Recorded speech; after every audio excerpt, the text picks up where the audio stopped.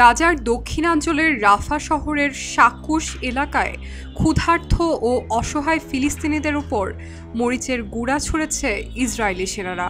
সম্প্রতি সামাজিক যোগাযোগ মাধ্যমে ছড়িয়ে পড়া একটি 20 সেকেন্ডের ভিডিওতে দেখা যায় যুক্তরাষ্ট্র ও ইসরায়েল সমর্থিত বিতর্কিত ত্রাণ সংস্থা GHF এর একটি ত্রাণ বিতরণ কেন্দ্রে 3 জন সশস্ত্র ইসরায়েলি সেনা নারী, পুরুষ ও শিশুদের মধ্যে মরিচের গুঁড়া স্প্রে করে দিচ্ছেন।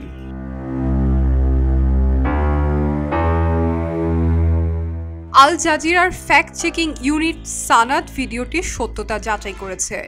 ভিডিওটিতে দেখা যায় আতঙ্কিত জনতা প্রাণ বাঁচাতে ছুটে পালাচ্ছেন, কারো মুখ ঢাকা পড়েছে, কেউ বা পিঠে ময়দার বস্তা নিয়ে দিক বিদিক ছোটাছুটি করছেন। এই ঘটনার ভেতর দিয়ে গাজায় চলমান মানবিক বিপর্যয়ের এক ভয়াবহ চিত্র আবারও সামনে এলো।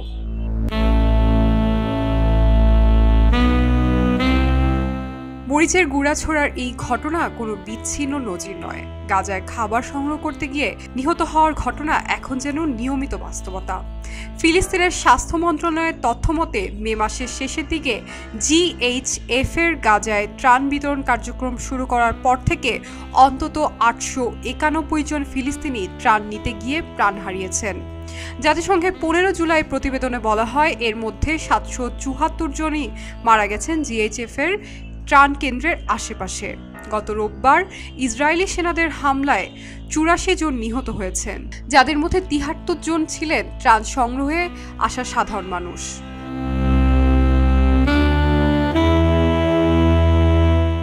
ক্ষুধার্ত ফিলিস্তিনিরা জানেন ত্রাণ কেন্দ্রে গেলে গুলিতে প্রাণ হারানোর আশঙ্কা আছে, তবু তারা যান, কারণ না গেলে তাদের শিশুরা অনাহারে মারা যাবে। গাজার দেইর আল বালা শহর থেকে আল জাজিরার প্রতিবেদক হিন্দ খোদ্রি বলেন, বাজারে কোনো জিনিস কেনার মতো আর্থিক সামর্থ্য নেই।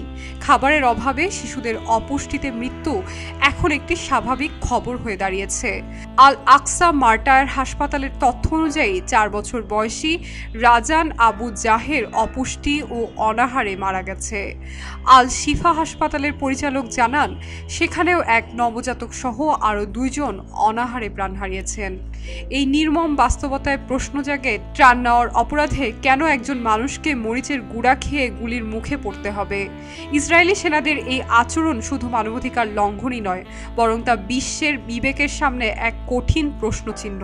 এখনই যদি আন্তর্জাতিক সম্প্রদায় এই পরিস্থিতির বিরুদ্ধে সোচ্চার না হয়, তবে গাজায় আরও অনেক শিশুর কান্না সমুদ্র পেরিয়ে পৌঁছাবে না, থেমে যাবে অপুষ্ট ও নীরব মৃত্যুর ভেতরেই। শাইনি আলম চৌধুরী, খবরের কাগজ।